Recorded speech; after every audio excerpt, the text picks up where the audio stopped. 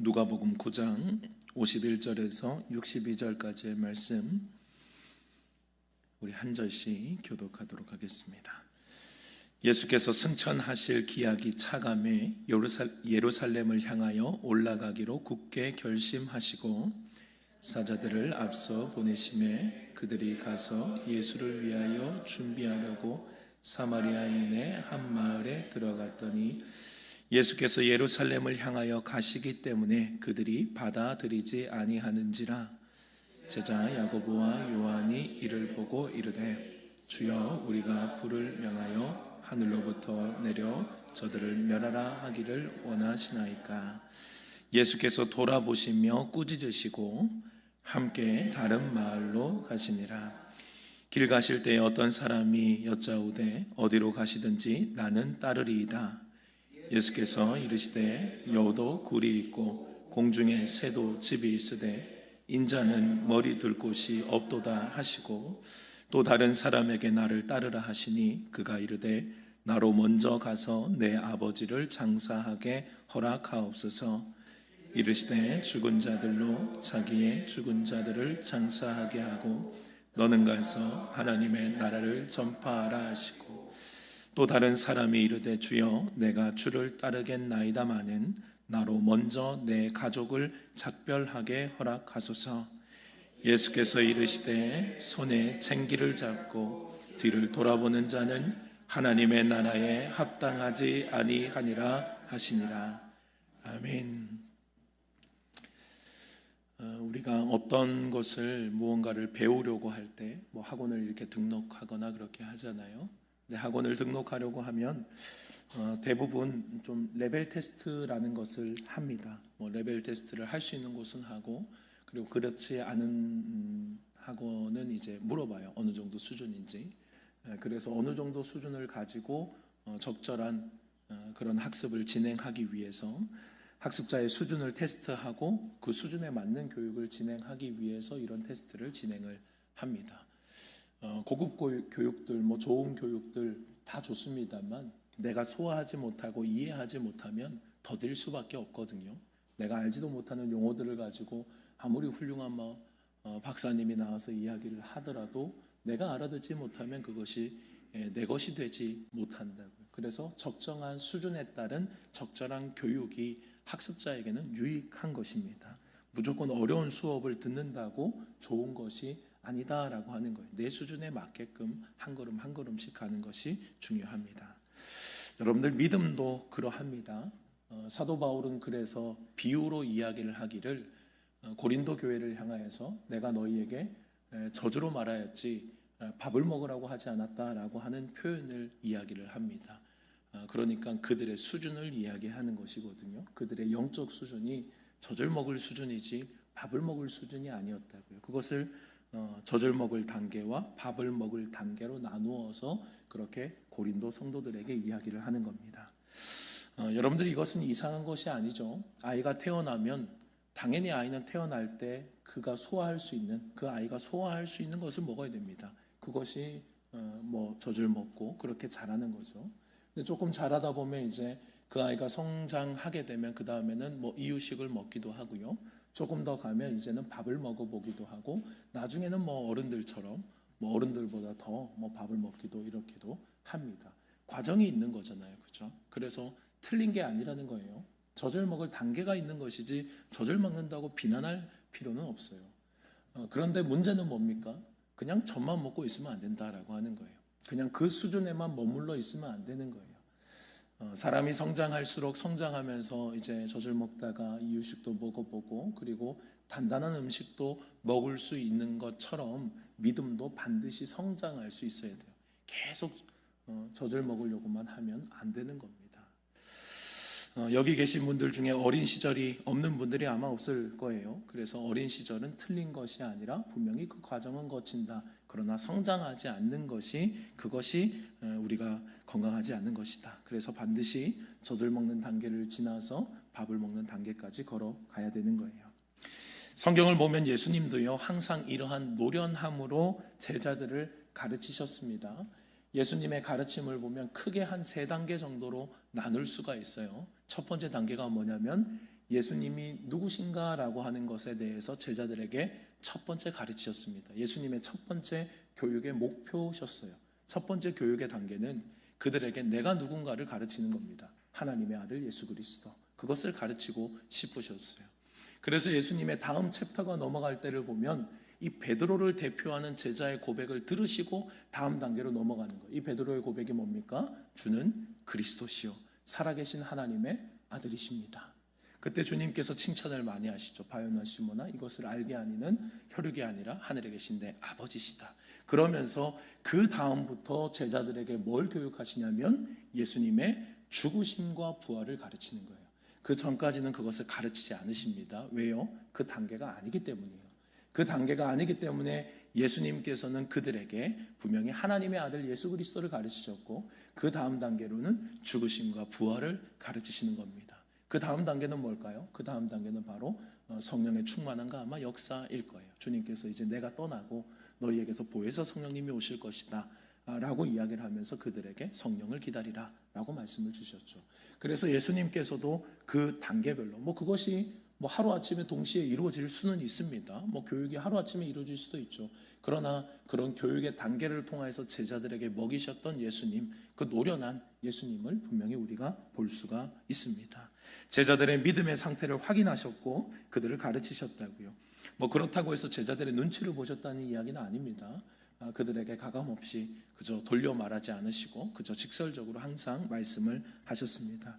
그래서 때로는 믿음이 없다고 꾸중도 하시고 무지한 제자들을 책망하시는 장면 복음서에 많이 등장을 하고 있죠.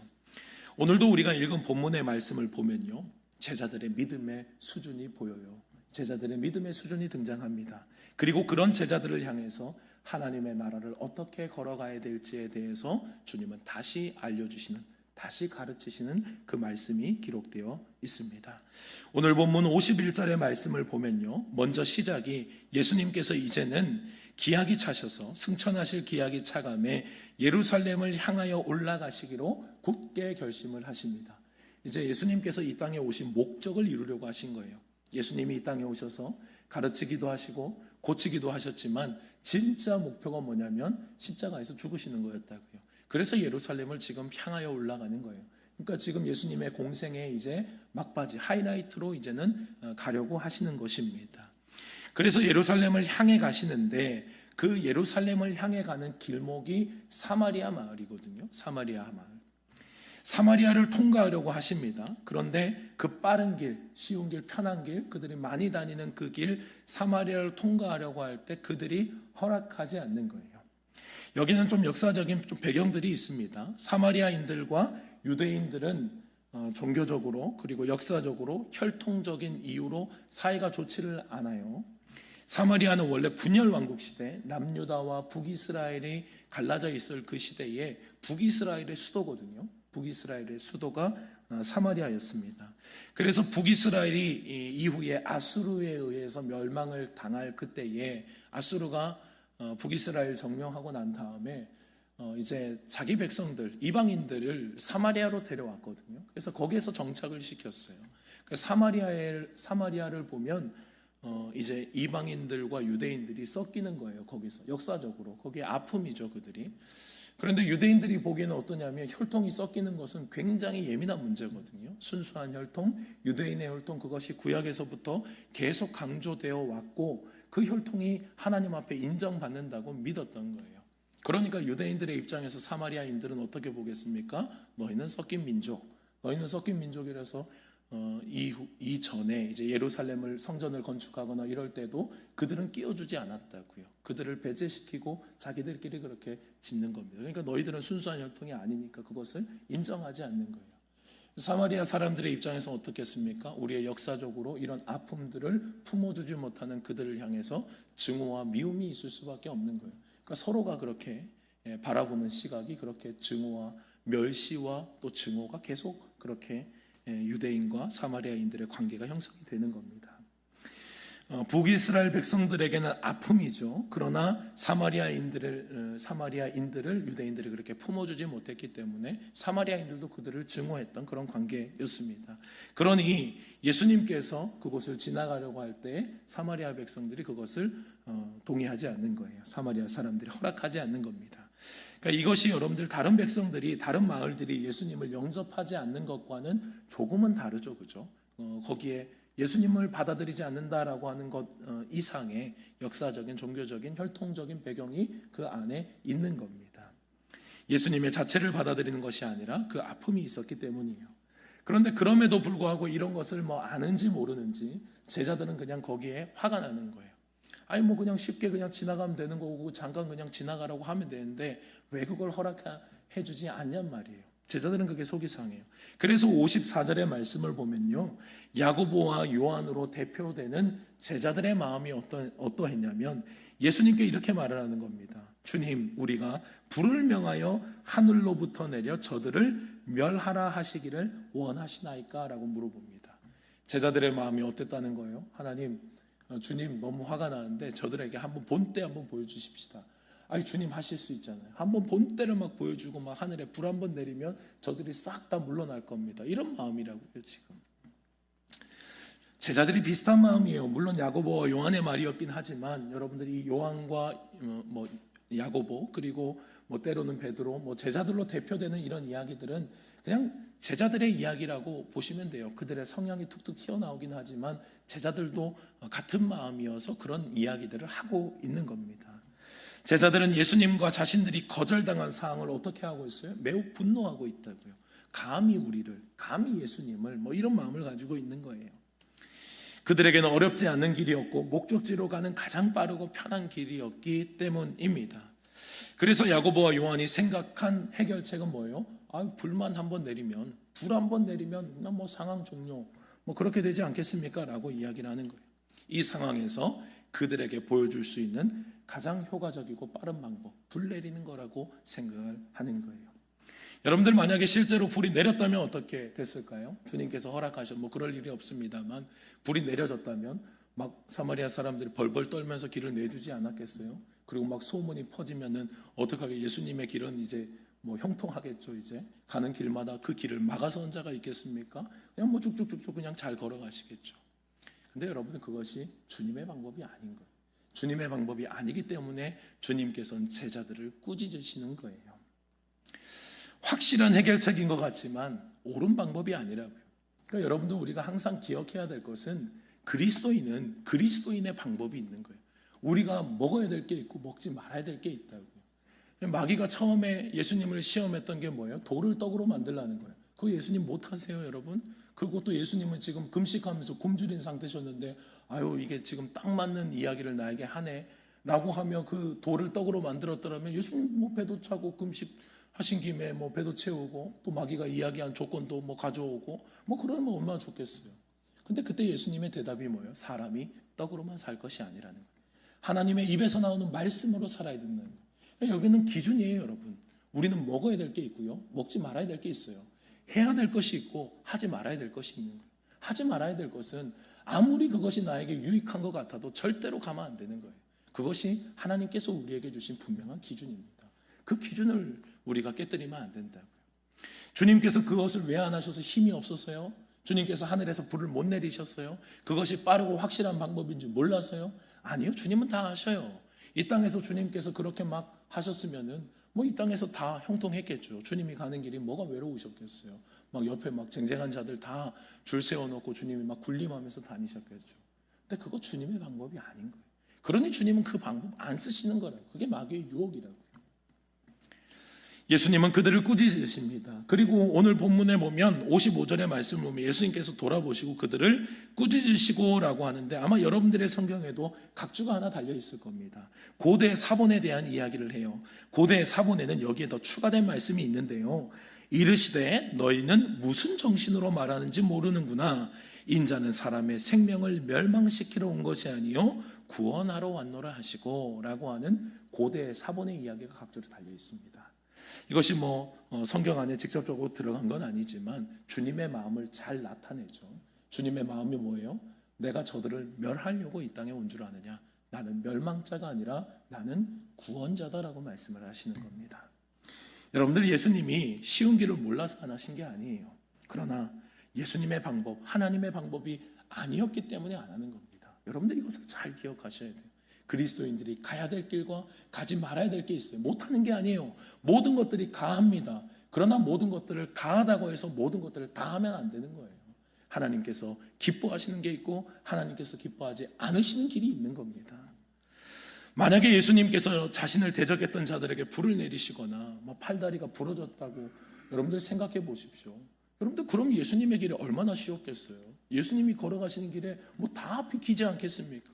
예수님이 오셔서 예수님의 대적자들이 드글드글 했습니다.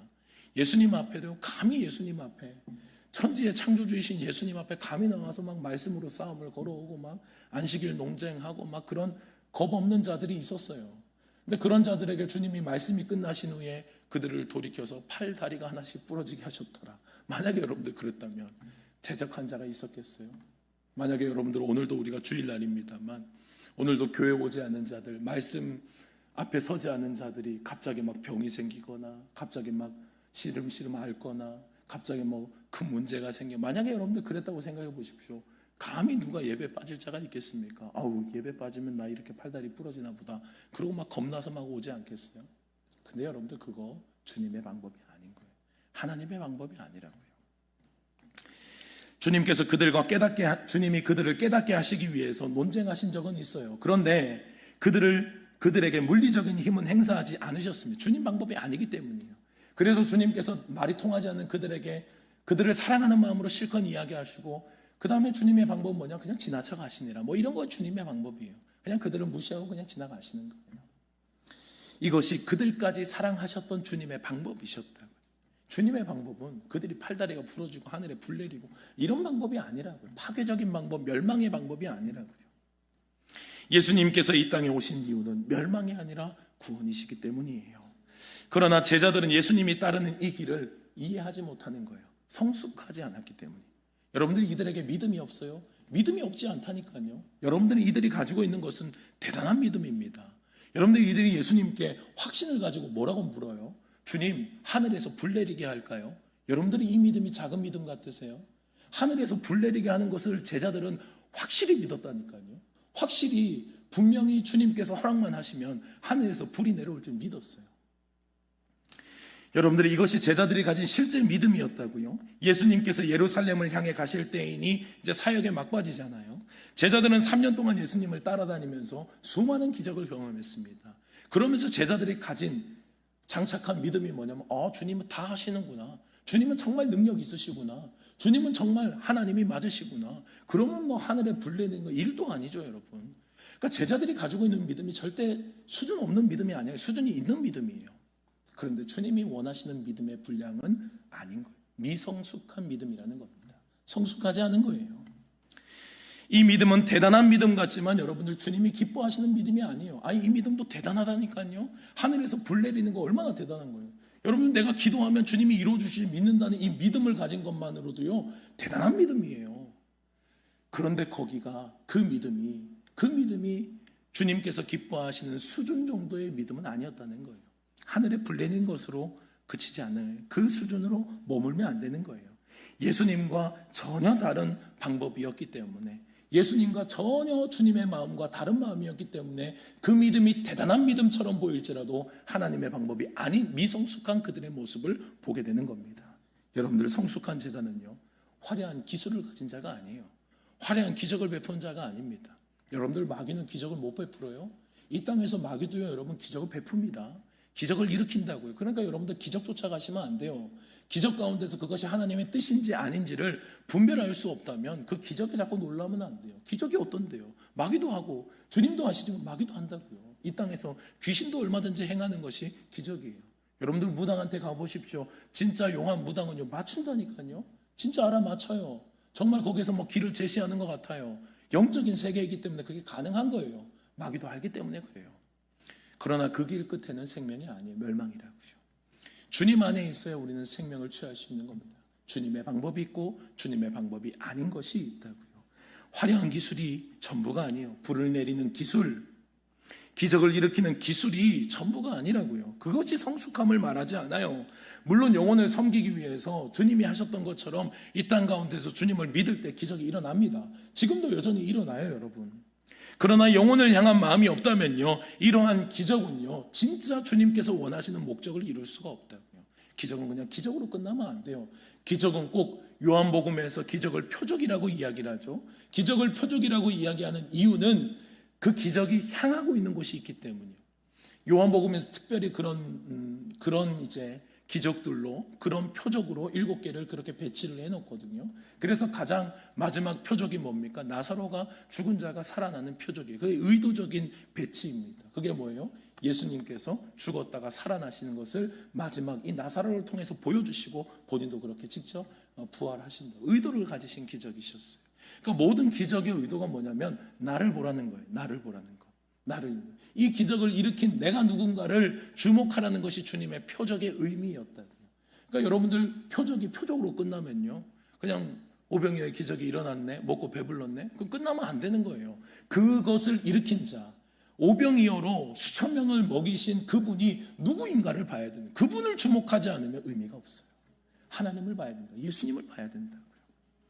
여러분들 만약에 영혼을 향한 진짜 마음, 주님의 진짜 마음이 없다면 그 화려한 불을 내리는 것, 기적을 일으키는 건 기술에 불과하다는 거예요. 그거 마귀도 하는 기술이라고요, 여러분. 화려한 기술에 매료되어서는 안 돼요. 우리가 걸어가야 될 진짜 중심이 있다고요. 그래서 예수님의 참 제자는요, 얼마나 막 기적이 나타나고 불이 내려오네, 그것에 진짜 예수님의 참 제자는 이것을 판단하지 않아요. 영혼에 대한 무게를 가지고 있어야 된다. 주님과 같은 영혼을 향한 마음을 가지고 있어야 된다고요. 이 땅에서도 멸시받으셨던 주님, 이 땅에서도 무시당하시고 배척당하셨던 예수님의 그 십자가의 길을 이해하는 영혼에 대한 무게가 있는 자가 진짜 예수님의 제자라고요. 빌립보서 2장 5절에서 8절에 이렇게 말씀합니다. 너희 안에 이 마음을 품으라. 곧 그리스도 예수의 마음이니 그는 근본 하나님의 본체시나 하나님과 동등됨을 취할 것으로 여기지 아니하시고 오히려 자기를 비워 종의 형체를 가지사 사람들과 같이 되셨고 사람의 모양으로 나타나사 자기를 낮추시고 죽기까지 복종하셨으니 곧 십자가에 죽으심이라. 여러분들 빌립보서에서 말씀한 그리스도 예수의 마음이 뭐예요? 높아지는 거요? 화려한 거요? 기술 보여주고 사람들이 우아하고 박수 쳐주는 거요? 여러분들 그게 아니라는 거예요. 예수님의 마음은요, 죽기까지 복종하시는 것이었어요. 십자가까지 낮아지시는 거였다고요. 하나님의 일이 땅에 떨어져 썩어져서 많은 열매를 맺는 것, 그것이 주님의 마음이셨다고요. 이 주님의 마음을 모르면 십자가의 길을 갈 수가 없다고요, 여러분. 오히려 자기를 십자가에서 죽어 생명을 이루는 낮아짐이셨어요. 예수님이 이 땅에 오셔서 군림하시는 분, 폭력적이시고 화려하신 그 기술을 발휘하시는 분이 아님을 여러분들 기억하시기 바랍니다. 주님의 길을 따라가는 제자는 그 길을 흉내내면 안 되는 거예요. 화려한 기술, 화려한 기적 우리에게 필요할 수 있어요. 영혼을 살리기 위해서, 영혼을 섬기기 위해서 그것이 필요해요. 그러나 그것이 주가 되면 안 된다고요. 예수님이 언제 그렇게 걸어가셨어요? 우리는 예수님을 따라가는 제자들 아닙니까? 주님이 우리의 삶의 목표 아니에요? 그리스도의 장성한 분량까지 성장하는 것 제자들의 사명이라고요. 그러면 그분이 가신 길을 정확히 알아야죠. 지금도 한국교회의 모습을 보면 군림하는 자들이 얼마나 많아요. 불 내리고 싶은 자들이 얼마나 많아요. 내 말 한마디면 막 끝나는 막 그런 것들을 꿈꾼다고요. 막 내 말 한마디면 막 그 말이 이루어져가지고 막 사람들이 벌벌 떠는 걸 원해요. 여러분들 그게 진짜 주님의 길이 아니라니까요. 진짜 주님의 길은 죽는 거예요. 죽어서 불을 내려서 죽이는 삶이 아니라 내 안에 성령의 불로 나를 죽이는 삶이 진짜 제자의 삶임을 여러분들 기억하시기 바랍니다. 우리는 이 길을 따라가야 된다고요. 여러분들 때로는 우리가 주님께 불을 내려달라고 요청할 때가 얼마나 많아요. 좀 높아지고 싶어서, 아니면 내가 가는 길을 좀 확인하고 내가 가는 길을 사람들에게 좀 인정받고 싶어서 불 내려달라고 할 때가 얼마나 많냐고요. 그런데 그거 주님의 방법 아니에요. 주님의 방법은 때가 되면 높이시는 거예요. 때가 되면 하나님은 하나님의 역사를 하신다고. 우리가 해야 될 것은 그저 진지하게 주님이 가셨던 그 죽음의 길, 드러나지 않고 인정해주지 않고 사람들이 박수 쳐주지 않지만 그러나 그 길을 묵묵하게 십자가의 길을 선택하고 걸어가는 거예요. 그 길 가운데 주님이 기뻐하시는 성숙한 제자가 있음을 기억하시기 바랍니다. 예수님의 방법이 있어요, 여러분. 참 제자는 불을 내려 죽이는 자가 아니에요. 참 제자는 내가 죽는 거예요. 내가 거기서 죽는 거예요. 하나님, 저 사람 좀 죽여주세요, 저 사람 불 좀 내려주세요가 아니라 주님, 제가 죽겠습니다. 제가 주님이 주시는 성령의 은혜로 죽게 해주십시오. 이게 진짜 제자라니까요. 예수님은 불을 내리는 능력 있는 제자를 원하시지 않으셨어요. 오히려 그들에게 원하시는 게 뭐였을까요? 사마리아 사람들의 아픔을 공감하는 거 아니었을까요? 그들을 위해서 축복하고 기도해 주는 건 아니었을까요? 지금 우리는 불편하고 지금 우리는 돌아가야 되는 상황이지만 그들의 마음을 좀 공감해 주는 주님의 마음을 원하셨던 것은 아니었을까요? 예수님이 가신 길에 어떤 사람이 어디로 가든지 내가 따르겠다라고 또 고백을 합니다. 주님은 그 사람을 향해 뭐라고 말씀하세요? 여우도 굴이 있고 공중의 새도 집이 있는데 인자는 머리 둘 곳이 없대요. 여러분들, 주님께서 이 땅에 오셨을 때 주님이 편한 삶을 살았다고 생각하시면 안 돼요. 하늘 보좌의 영광을 버리시고 태어날 때 어디에 태어나셨어요? 아니, 동물의 먹이통에 태어나셨잖아요. 태어날 곳이 없어서 동물의 먹이통에 태어나셨어요, 여러분. 그것이 주님께서 이 땅에 오신 이유였다고요. 낮아지시려고. 처음부터 그냥 아주 낮아지겠다고 작정하시고 오신 분이에요. 낮아지겠다고 작정하셔서 사람도 그렇게 안 태어나는데 하나님이 말 먹이통에, 이 동물의 먹이통에서 태어나시잖아요. 낮아지심을 보여주시는 거예요. 공생애를 살아가실 때는 어땠어요? 기적이 일으켰다고 사람들이 다 박수쳤습니까? 물론 환호하고 박수치는 무리들이 있었죠. 그런데 주님의 진짜 마음은 뭐예요? 여우도 굴이 있고 공중의 새도 집이 있는데 인자는 머리 둘 곳이 없대요. 사랑하는 제자들, 주님께서 믿을 수 있었겠습니까? 한 명은 주님을 배반했을 뿐 아니라 십자가를 걸어갈 때 다 드러났잖아요. 십자가를 걸어갔을 때 주변에 있는 제자가 누가 있어요? 다 도망갔지. 예수님의 수제자는 주님을 저주하고 맹세하면서 도망갔죠. 주님께서 이 길을 걸어가실, 십자가의 길을 걸어가실 때 믿을 사람 한 사람도 없어요. 머리 둘 곳이 없으셨다고요. 인정받은 적이 있었습니까? 의지의 사람이라도 있었습니까? 주님의 길에 박수라도 쳐줬습니까? 아니요, 주님은 외롭고 초라한 그 길을, 머리 둘 곳이 없는 그 길을 그냥 걸어가시는 거예요. 끝까지 십자가를 향해. 여러분들, 예수님을 따라가는 제자의 삶은요, 쉽지가 않아요. 우리가 예수님의 제자의 길을 우습게 여겨요. 우리가 예수님을 따라가는 우리의 목표는 분명히 봐야죠. 우리의 걸어가야 될 그 길은 분명히 봐야죠. 주님이 그들을 향해서 말씀해 주신 것, 내가 주님을 따르겠습니다라고 이야기를 할 때에 네가 이렇게까지 생각하고 있느냐, 네가 이 길인 줄 알고 오느냐라고 그들에게 말씀해 주시는 거예요. 인자는 머리 둘 곳이 없다고. 그래도 너희는 이 길을 가겠냐라고 물어보시는 거예요. 이 길은 불을 내려 남을 죽이는 길이 아니에요. 내가 철저하게 죽는 길이거든요. 오히려 내 안에 있는 성령의 불로 내가 죽고 그렇게 걸어갈지라도 사람들이 나를 잘 인정해 주지 않는 그 길을 너도 걸어갈 수 있겠느냐라고 물어보는 거예요. 이게 진짜 제자의 길이라고요. 미성숙한 상태에서 우리가 불을 내리면서 어디든지 내가 하나님의 사람이라고 막 이렇게 힘을 주고 다니는 것, 그거 주님의 모습이 아닌 거예요. 주님의 모습은 초라하고 연약하게 아무도 인정해 주지 않아도 그냥 그 십자가를 향해 묵묵하게 주님 안에서 죽음을 이루며 걸어가는 그 길인 것입니다. 제자의 삶은 적당히 세상과 양다리 걸쳐 살아가는 삶이 아니에요. 때로는 내 삶을 챙길 여유도 없이 주님을 선택하며 살아가야 된 삶이기도 합니다. 삶의 우선순위에 어떤 것도 하나님 나라보다 위에 두는 것 없어야 된다라고 이야기를 하셔요. 오늘도 주님의 제자의 길을 이야기하실 때 그 길을 이야기하시잖아요.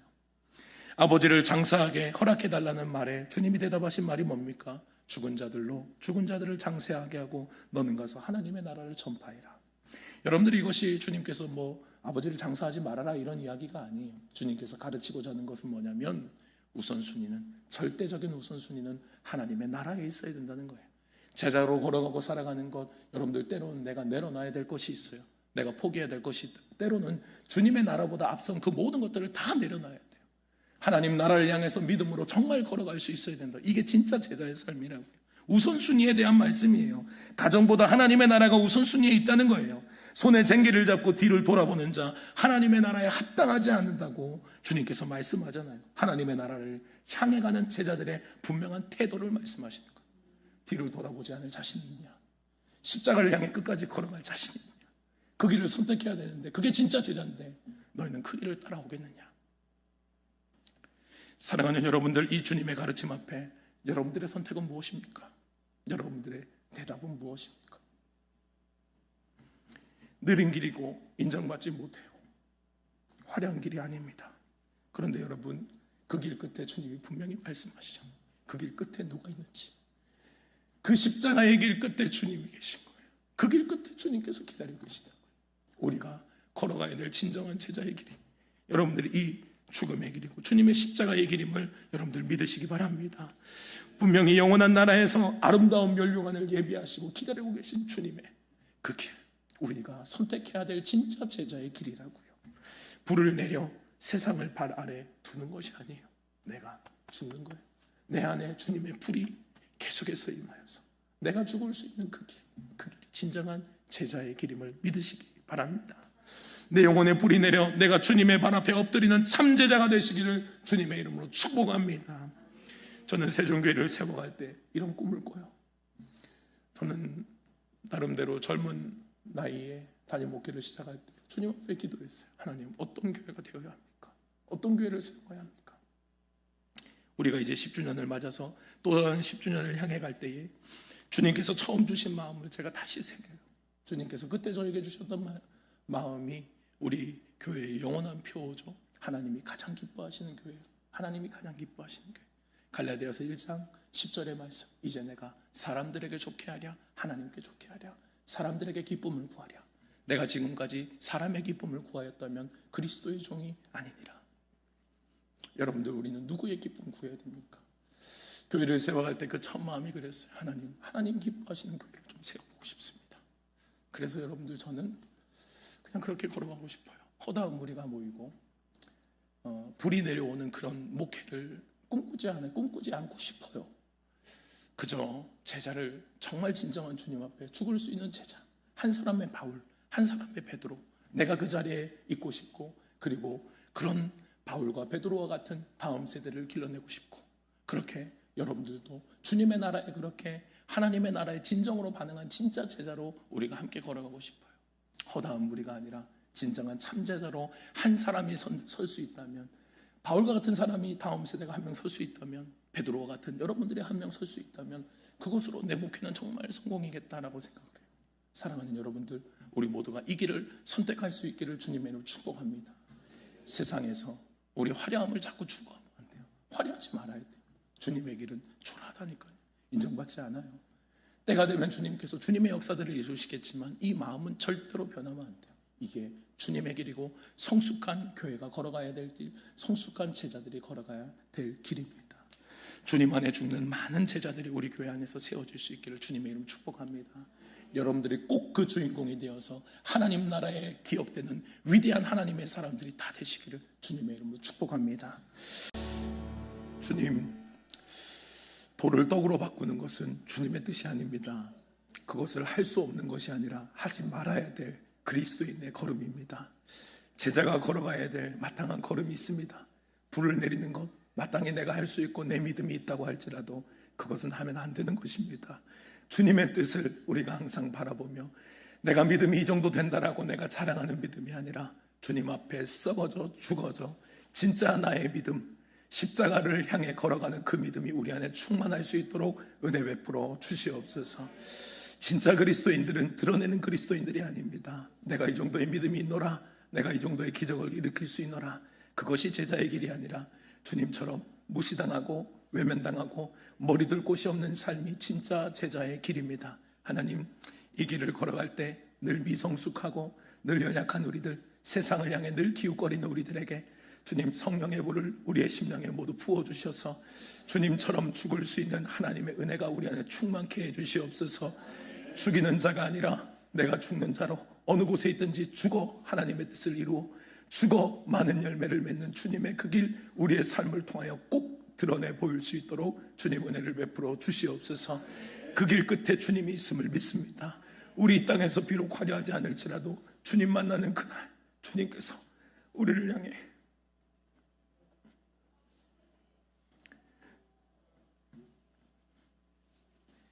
이 땅의 화려함과 비하지 못할 하나님의 화려함을 들고 우리를 기다리고 계심을 믿사오니 끝까지 그 길을 향해서 믿음으로 잘 걸어가 주님의 승리를 이루어드리는 주의 백성들 다 되게 하여 주시옵소서.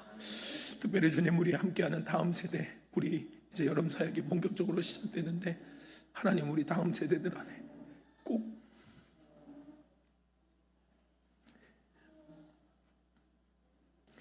이 믿음을 가진 다음 세대들이 많이 나타나기를 소망합니다. 이 여름 사역을 통하여서 꼭 그 역사 일어날 수 있도록 도와주셔서 준비하는 모든 부서들과 우리 사역자들과 선생님들에게 능력도 하시고 이 믿음의 역사, 성령의 역사가 우리 세종교회 안에 가득하도록 하나님이 가장 기뻐하시는 교회로 세워질 수 있도록 주님 축복하여 주시옵소서. 한 주간을 살아갈 우리의 모든 삶의 자리들마다 내가 그리스도의 제자임을 잊지 않게 하시고 죽어져 내가 주님의 제자임을 드러내는 한 주가 될 수 있도록 축복하여 주시옵소서.